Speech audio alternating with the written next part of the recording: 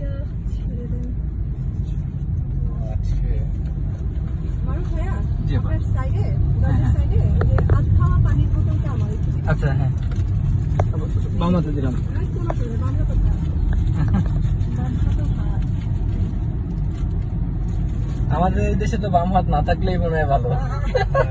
বাম হাতের কোনো কাজ নাই। বন্ধ হয়ে গেছে পয়সা বাঁচিয়ে সে একটা বাঁচিয়ে শাপলার হাটে কে?